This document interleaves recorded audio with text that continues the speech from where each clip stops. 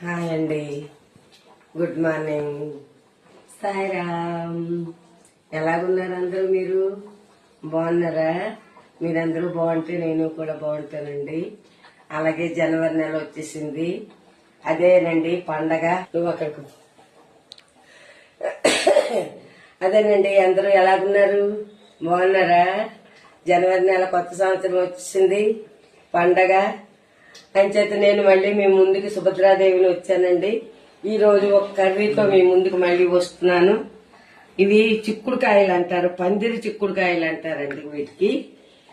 అలాగే కొంతమంది బల్ల చిక్కుడుకాయలు అంటారు, అలాగే కొంతమంది బీన్స్ అంటారు. ఇలా వెరైటీల్లో ఈ కూర పలుకుతూ ఉంటుంది. కానీ నేనైతే ఇది పందిరి చిక్కుడే అని చెప్తున్నాను.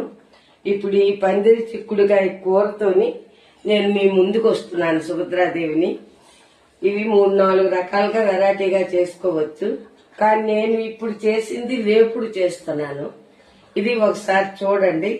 ఇదిగో కావలసిన పదార్థాలు: చిక్కుడుకాయలు వేపుడుకి, అలాగే టమాటాలు,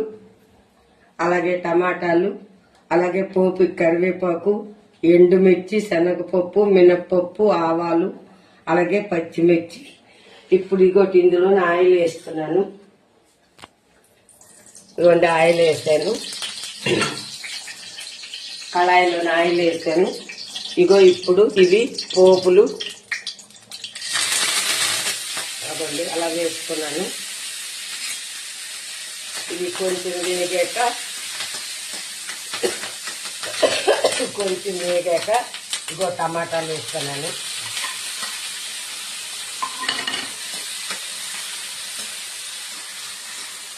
ఇగో టమాటాలు కూడా వేగుతున్నాయి చూడండి.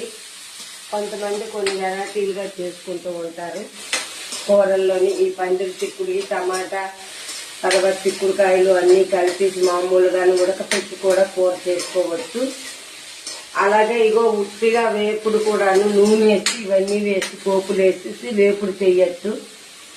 అలాగే చిక్కుడుకాయలు ఉడికించి ఉల్లి ముద్ద పెట్టి వండుకోవచ్చు. ఇలా వెరైటీలుగా ఉంటాయి. ఎవరికి ఇష్టమైతే అలాగే చేస్తూ ఉంటారు. ప్రస్తుతం అయితే నేనైతే ఈ కూర వేపుడు చేస్తున్నాను. చూడండి మీరు కూడాను. ఇగో అవి వేగిపోయి ఇగో చిక్కుడుకాయ ముక్కలు ఇలా వేసాను. చిక్కుడుకాయ ముక్కలు కూడా ఇలా వేసాను.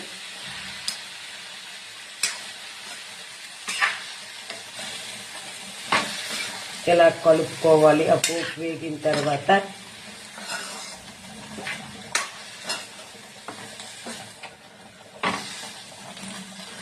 ఇలా కలుపుకోవాలండి. కలుపుకున్న తర్వాత కొద్దిసేపు ఇదిగోండి ఇది సాల్ట్. ఇగో ఈ సాల్ట్ని కొద్దిగా నేను ఇలా వేస్తున్నాను. ఇలాగ సాల్ట్ వేస్తున్నాను. కావలసిన వాళ్ళు ఎక్కువ వాడుకోవచ్చు, తక్కువ వాడుకున్న వాళ్ళు తక్కువ వాడుకోవచ్చు. ఇదిగోండి పసుపు కూడా కొంచెం వేస్తున్నాను, కలర్ రావడానికి, కర్రీ కలర్ఫుల్గా ఉండడానికి ఈ పసుపు కూడా వేస్తున్నాను. ఇలా వేసింది ఇలాగ ఒకసారి కలుపుకుని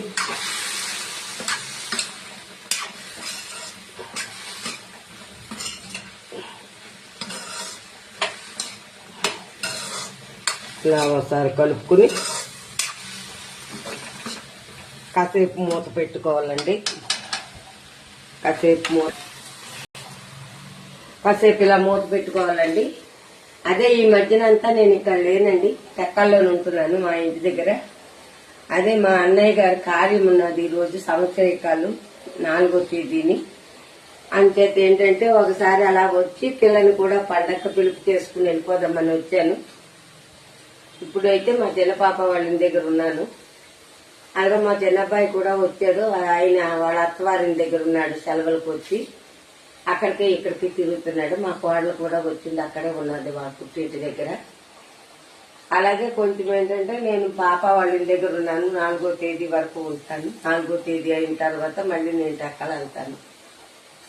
అలాగే హైదరాబాద్ నుంచి మా పెద్ద కోడలు, పెద్ద కొడుకు మనవడు, అలాగే పెద్ద కూతురు కొడుకు, కోడలు, ఇక్కడి నుంచి చిన్న కూతురు, చిన్న కొడుకు, చిన్న కూతురు కొడుకు, కూతురు, అల్లుడు, అలాగే చిన్న వాళ్ళు, చిన్న కోడలు, చిన్న కొడుకు, మనవరాలు అంతా మొత్తం మీద ఏంటంటే పండగకి టక్కాలు చేస్తారండి.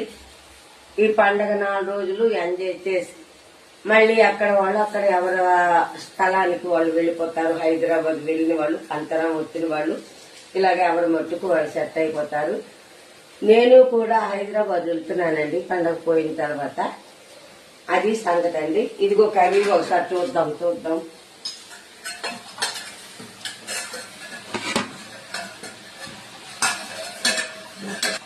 ఇగో చూడండి కర్రీ ఇలాగ కలుపుకుంటూ కొంతసేపు ఆగుతూ ఉండాలి. అలాగైతే అది సిమ్లోనే అది మగ్గిపోతుంది. మరీ వేగకుండా మరీ మెత్తగా అయిపోకుండా కర్రీ తయారవుతుందండి. చూడండి, మీకు కావలసిన పదార్థాలు కూడా ముందే చెప్పాను.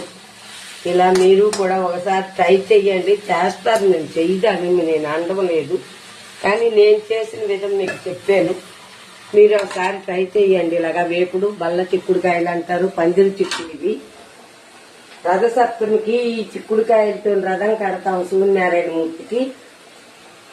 ఆ చిక్కుడుకాయల ఈ పందిరి చిక్కుడుకాయలు. మరేంటండి సంగతులు? షాపింగ్ అన్ని చేస్తారా? పండగలకి షాపింగులు చేస్తున్నారా? అందరూ కూడా పిల్లలు, పెద్దలు, ముసలి వాళ్ళు అందరూ కూడా షాపింగులు చేస్తారండి. అదే దేవుడికి బట్టలు పెట్టడానికి, పెద్దలకి, పేరెంట్ వాళ్ళకి అందరికీ కూడా పెట్టడానికి. అదేనండి, ఇక్కడ రాజంలో కూడా లక్కీ షాపింగ్ మాలట పెట్టారటండి ఈ మధ్యన పండగ ముందు. అక్కడ షాపింగ్ చాలా మంది చేస్తున్నారట. మా మనవరాలు కూడా అంటున్నది, అమ్మమ్మ ఇక్కడ షాపింగ్ చేద్దాము, ఏవైనా నువ్వు కొను అనేసి తీసుకెళ్తానని అంటున్నది. రాజంలోని కూడా ఇది నాకు పుట్టినూరే గాని నాకేది తెలియదండి. పూర్వం వాళ్ళే అంటే ఎక్కడికి బయటకు వెళ్ళనిచ్చేవారు కాదు మా తల్లిదండ్రులు. కానీ ఇప్పుడు మరి అంతా అయిపోయింది కానీ పెద్దవాళ్ళు అంతరించిపోయారు కదా. ఇప్పుడు మనమంతా రికామీగా మనకు కావలసినట్టుగా ఎంజాయ్ చేస్తూ ఉండదేను. ఇలాగా అందరితోని కలిసి ఎంజాయ్ చేసి ఏది కావాలంటే అది కొనుక్కుని ఎక్కడికి వెళ్ళాలంటే అక్కడికి వెళ్ళి సూపర్ గా ఎంజాయ్ చేయడమే ఈ కాలం. అయినా కూడా నాకు కూడా మరి ఇంకేం బాధ్యతలు లేవండి. ఎందుకంటే బాధ్యతలు లేవు, అందరూ పెద్దవాళ్ళు అయిపోయారు, పిల్లలు, ఉద్యోగాలు ఇవన్నీ. నేను హైదరాబాద్ వెళ్ళినా అక్కడ 3 ఇళ్ళు ఉంటాయి, పాపది, చిన్న బాబుది, పెద్ద బాబుది. ఈ 3 ఇళ్ళకి తిరుగుతూ ఉంటాను. అలాగే మార్నింగ్ లేచి వాకింగ్కి వెళ్తాను. ఈశ్వర్ టెంపుల్ కి, బాబా టెంపుల్ కి, లలిత అమ్మవారి టెంపుల్ కి, అన్ని టెంపుల్ తిరుగుతాను హైదరాబాద్ వెళ్తేను. ఇంటి దగ్గర ఉంటే టక్కల్లో ఉంటే నేనైతే బయటకు రాంచమండి.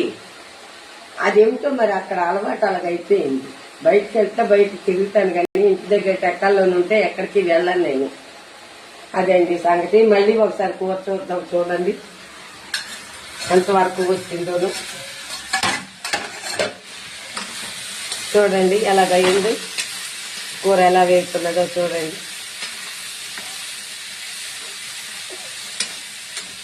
తక్కువ ఆయిల్తోని ఎక్కువ టేస్ట్ ఇచ్చే కర్రీస్ తయారు చేసుకుని తింటే మంచి ఆయిల్ ఫుడ్ కాకుండా ఇలా చాలా బాగుంటుందండి. హెల్త్కి మంచిది, ఖర్చు తగ్గుతుంది.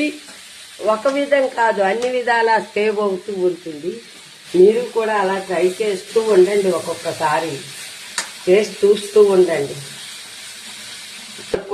కాంపిటీషన్